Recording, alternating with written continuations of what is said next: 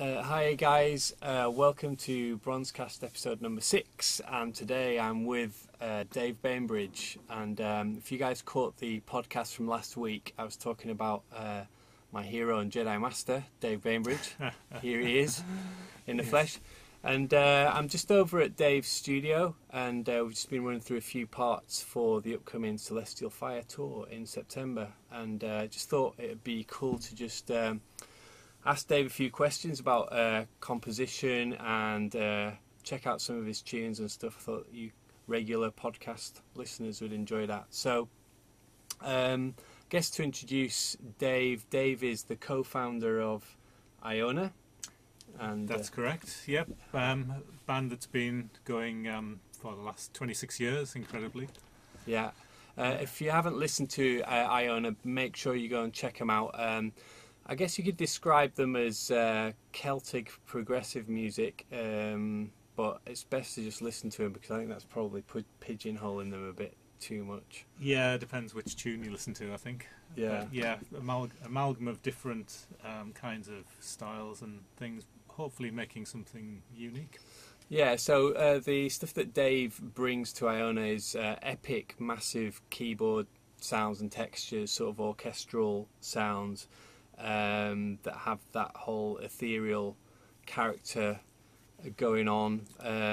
Also, he's, as well as being an incredible keyboard player and composer, he's an incredible guitar player as well. So there's loads of like amazing guitar solos on there, really melodic things. And I think that's one of the hallmarks of IONA, is like that combination of really beautiful vocals from Joanne Hogg with really big soundscapes, and you kind of manage to get amazing melodies and clever time signatures and stuff in there as well. So that sort of crosses over your, I guess, your prog influences growing up with the whole Celtic stuff in there as well. So yeah, so he's looking at me as if to say, yes, I'm just right, waiting Dave. for the question. Yeah, sorry, there is no question. What sticks to you? No, it's just me waxing lyrical about IONA, which is a band I love. Right. Okay, so one of the things that Dave is really good at is taking a theme and developing it. And one of the things that a lot of composers who are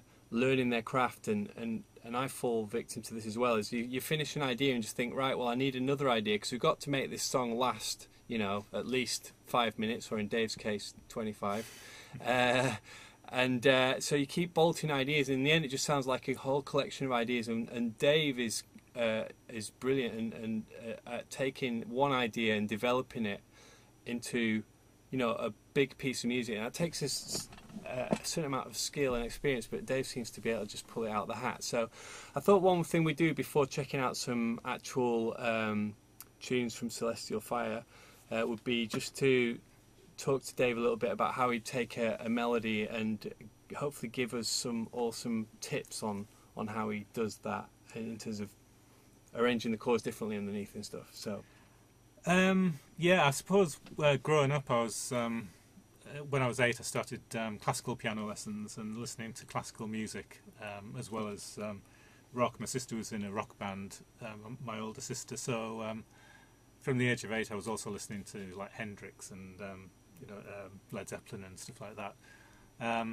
But what I took from the classical side of things was particularly learning piano pieces, was how certain bits of melody would reoccur, and basically the economy of using a few notes to create something that was bigger and more interesting at a larger scale.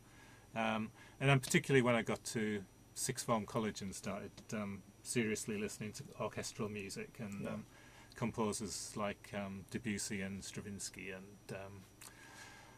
Vaughan Williams and Mahler, all those kind of people.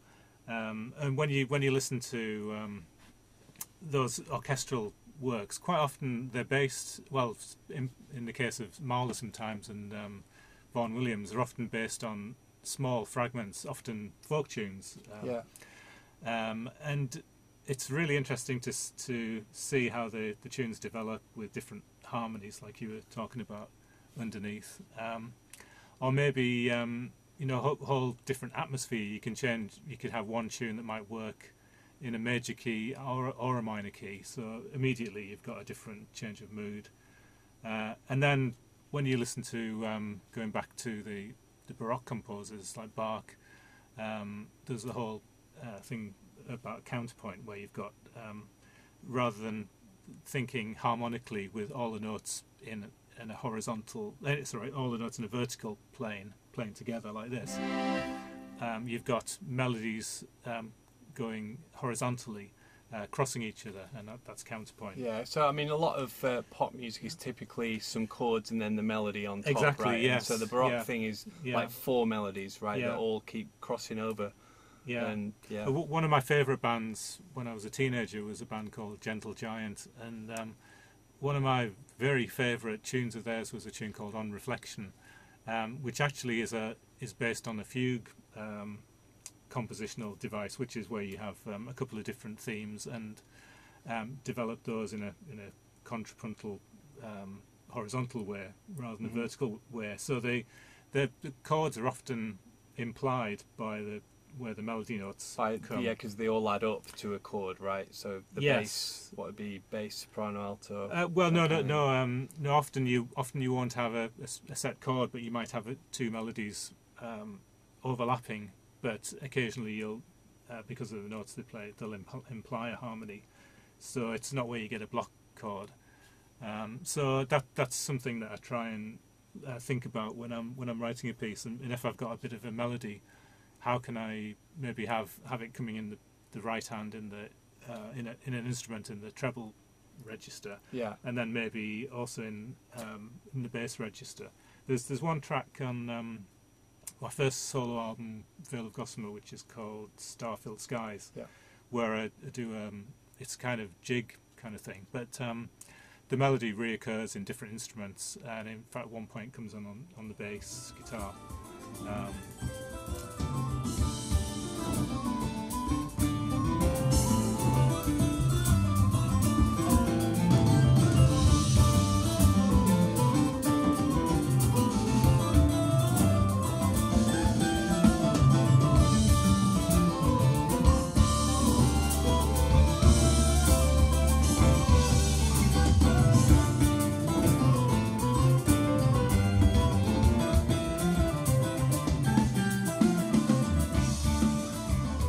Finding out ways where you can like overlap a melody and maybe have the same thing but coming 2 or 3 beats later, or that kind of, it's called canon, where you get different melodies but coming later. Everyone at school learns like something like Frere Jacka. Yeah, if you're lucky to have a school teacher that does music now. Yeah, everyone learns Frere Jacka. And singing it in the round kind of thing, where you come in different places and then gradually end up in all together at the end. So that's a simple example of contrapuntal development. I think perhaps for the guys watching and listening, it might be helpful to maybe just give a few examples of taking a simple melody and arranging different chords underneath. Yeah. Okay. Okay, well, let's see. I've got a string sound here, so this would be thinking more vertically, with the harmonies all stacked up. But and I could take a tune like Three Blind Mice, maybe. So you can create different moods by depending on the kind of harmonies, whether you take a minor kind of key or a major key approach or a parallel harmony approach. That sounds crazy. You'll have to demonstrate that. Yeah, okay. Well, actually Vaughan Williams used that quite a lot, where you'd have parallel minor chords. That kind of thing. Okay, so what's going on there, if you could explain that? It sounds quite mysterious, but actually all it is... amazing. Yeah. Well, C sharp minor, B minor, C sharp minor. Oh, you're playing them E both minor. at the same time? No. So in the right hand, I'm just playing. It's a second inversion E minor. Yeah. Second inversion C sharp minor, and then with the root note at the bottom. So literally, it's just playing a whole series of minor chords. You could do that with, I don't know, three blind mice.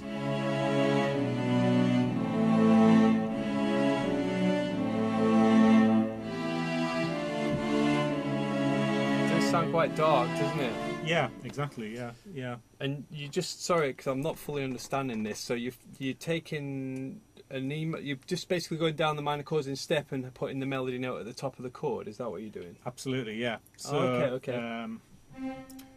So the first, I'm treating the melody note as the third of the chord in this case.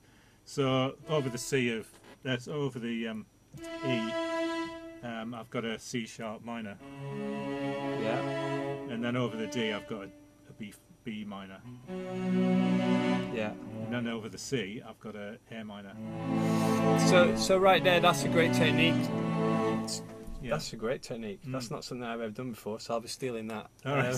Well, I mean, you can listen to Vaughan Williams's string kind of things, and he often uses those parallel harmony things.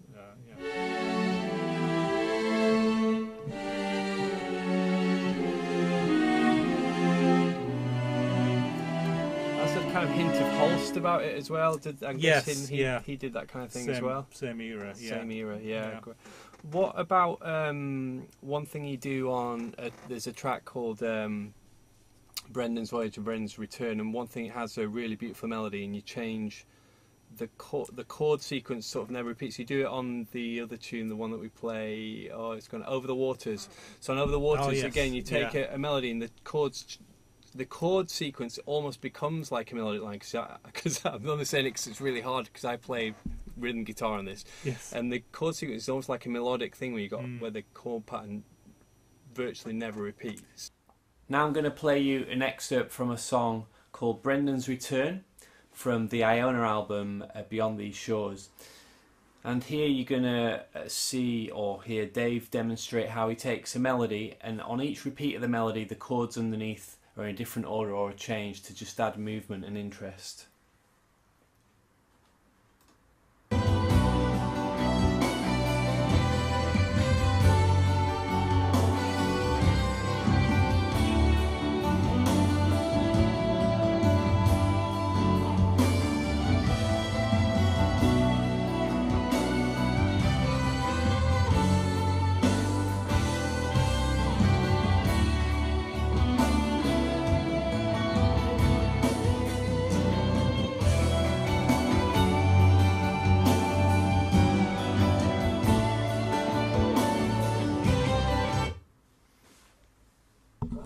Okay, I'm going to play you an excerpt from a song called Over the Waters from Dave Bainbridge's solo album the solo album's called The Vale of Gossamer.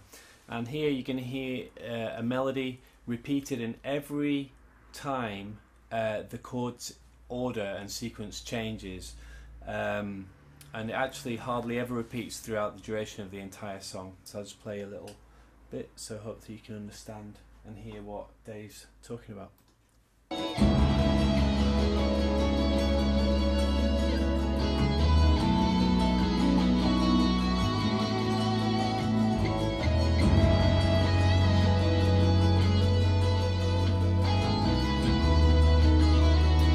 Now the chord changes again.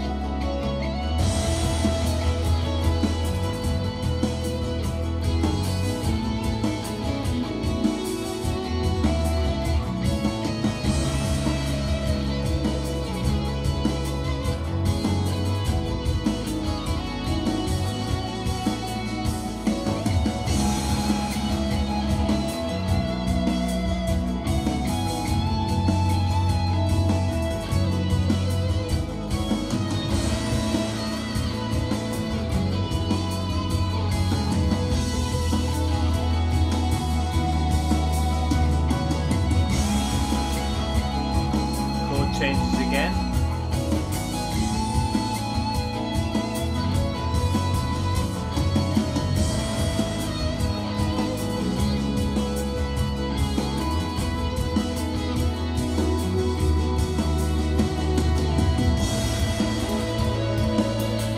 So yes, if you go and hear the actual song, I think it's you'll get to hear that it's amazing. The chord sequence hardly ever repeats the same way across, I think, the entire 6-minute song. So yeah, which makes it very difficult for people to learn. Could you do something like that with 3 blind mice, where you take the 3 notes and maybe harmonise it with different bass notes, or maybe explain that if it's possible with that? Let's see. Yeah.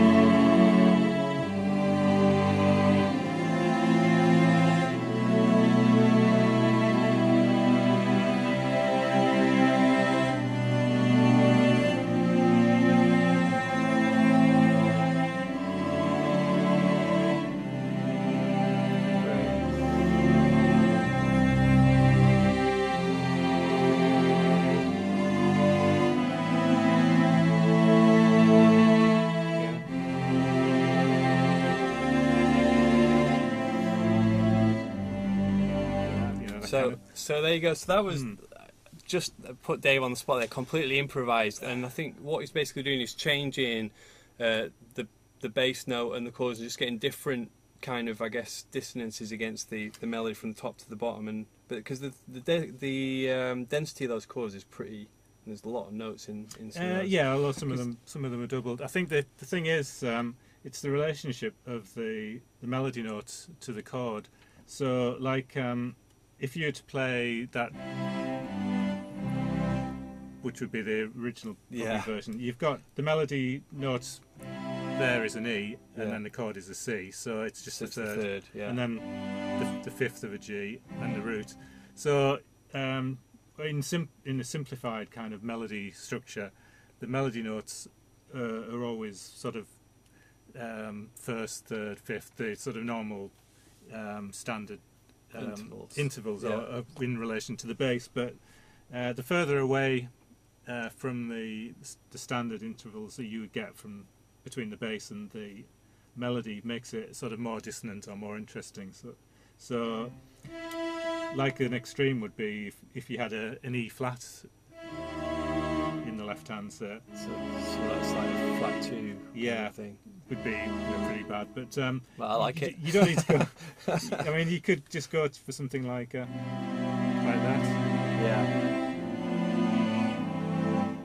Which has got a B in the bass instead of the C.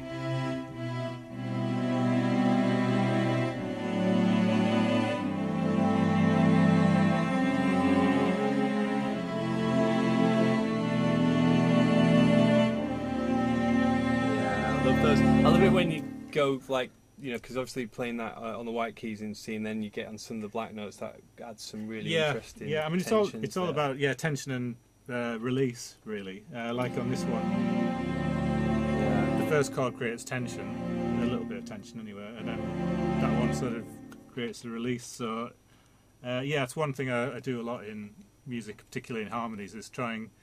It's just quite difficult when you're dealing with like rock music, and if you were an avant-garde classical composer, it doesn't matter what harmonies you play, you can really go wild. But in a sense, in the idiom of like progressive and rock music, there's only so far you can go to be dissonant and stay within the genre. But I like to have create chords that do have some kind of tension and then release. I think for me and having worked with Dave, it's been really inspirational, just experimenting more and starting with the melody first. I think a lot of guitar players tend to do the chords first and then try and make a melody that fits. One thing I always do when I write is I start melody first, and I've been really inspired to be a bit more write more on the keys, because you can just sort of, it's a lot easier to drop notes and just think, I like the sound of that. I don't even know what it is half the time, and then sort of reverse engineer it. So I hope you guys found that useful. Is there because we've got Celestial Fire coming up, I was wondering if is there any tunes we could maybe show them? Yeah, I've still got to practice this. Been working on loads of different projects recently, so I haven't really got into Celestial Fire practice mode as yet, but...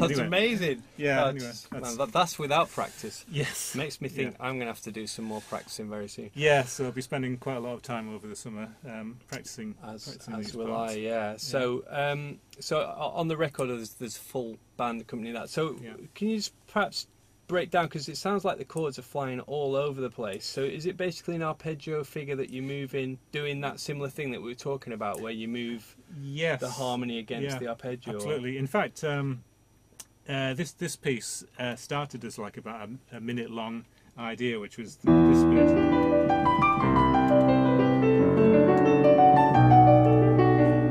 And the idea was just having just a simple arpeggio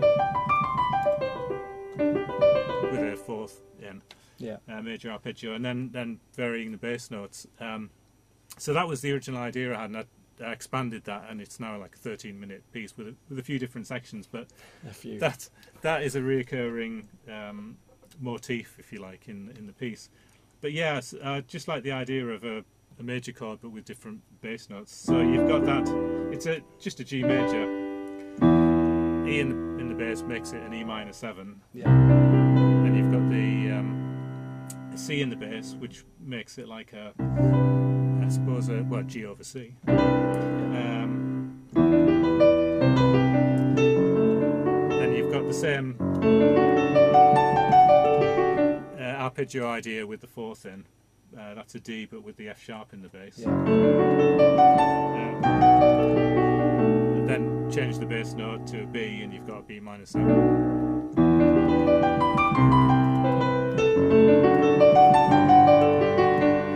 And then same idea. Over an A. It's just that it's always a major chord with a fourth in. So I suppose if you're a guitar, which you are a guitar player, if a guitar player's watching, I suppose if you have a few arpeggios under your fingers, then this would be a great way to get more mileage out of your arpeggio shape, so that you're not just playing sort of, I guess, the neoclassical thing, which is, there's a D power chord and you play a D major arpeggio. Yes. You could experiment with playing an arpeggio figure, and then just maybe experiment just putting different bass notes against it. That'd Absolutely, be a good starting place. Yes, definitely. Yeah, like on the next chord on here.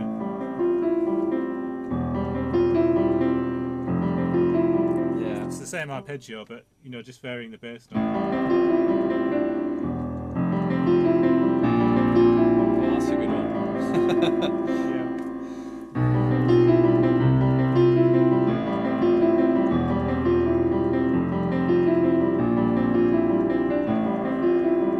So just changing the bass notes creates different levels of tension and release, depending on the relationship to the chord you're playing in the right hand. And for you, when you're coming up with tensions and release, are you thinking any way in traditional harmony, or you're literally doing it by ear? You like the tension that you hear, or do you?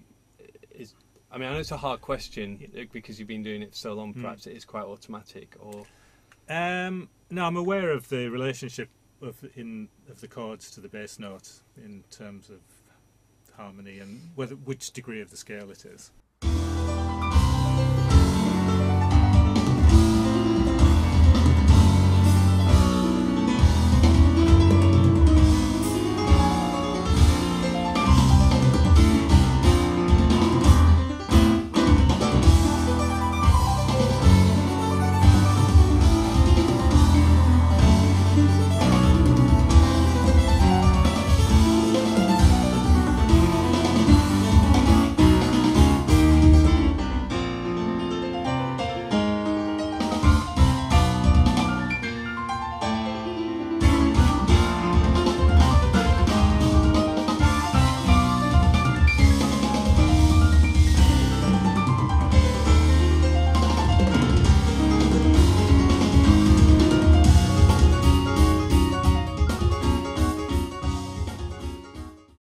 we've talked about this before, Yes, that you quite often pick unusual notes against the chords to create tension, so you're aware of what the degree is against the chord that you're playing. Yeah, I mean, what's nice on guitar is you can bend a note up, which you can't do obviously on the piano, but or you can on the synth, but you can bend a note up to create like a tension, because you're playing a non-chord note or something, and then you can release it down, and then it's a note of the chord.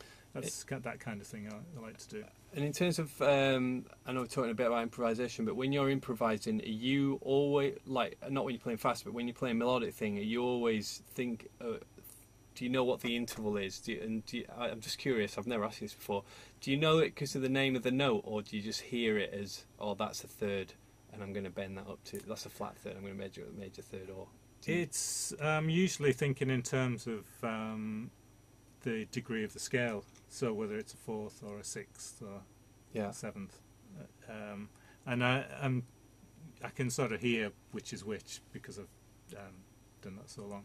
Yeah, that's great. That's another thing I need to get better at. Yeah, like bending. You know, if you've got say a C chord, just a simple thing would be bending, playing the E, and then bending up to a F, and then bending down. So as soon as you bend up to the F, it's a tension, and then you release down to the C. Yeah. But then you can get a bit more adventurous than that, using other notes, depending on chords and improvisation. C drone. Okay, C. Okay, so first one would maybe be take an E note and bend it up to an F. And immediately you get a sort of something that sounds like it needs to be resolved.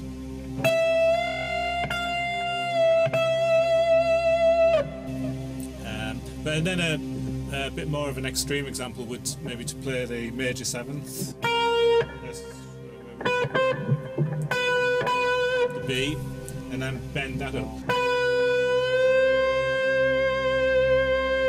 So you're starting on a note that sounds like it needs a resolution, and then you're ending by resolving the note.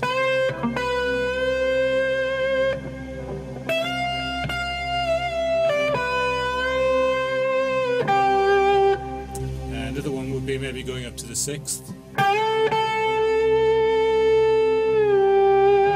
down to the fifth.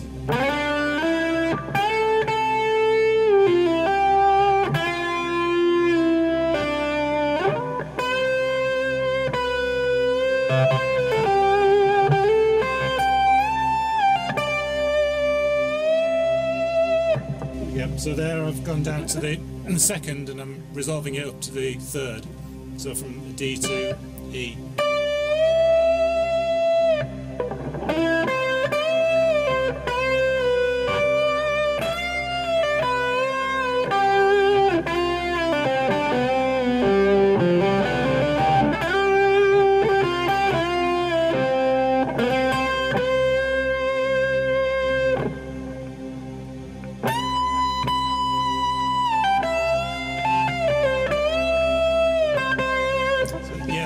Actually bent up from the sixth to the major seventh to create more dissonance. And then we've got the third to the fourth again.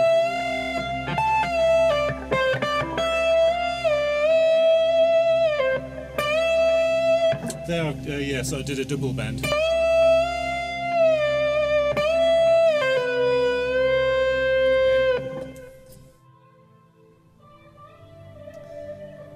Here's a recording of Dave demonstrating those principles that I recorded backstage on the GB3 tour in 2015.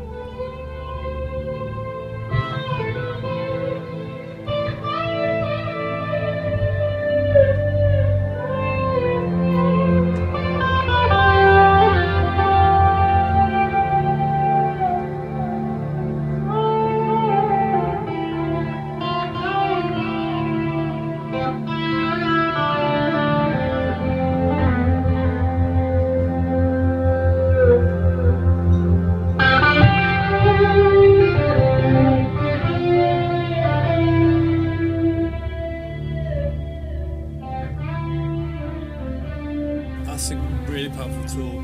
Like, Absolutely. and I think it gives you a really unique sound as well, that approach when you're soloing. I think those little notes are often the ones I'm like, oh, that's a bit kind of different. So definitely worth investing into. Yeah, absolutely.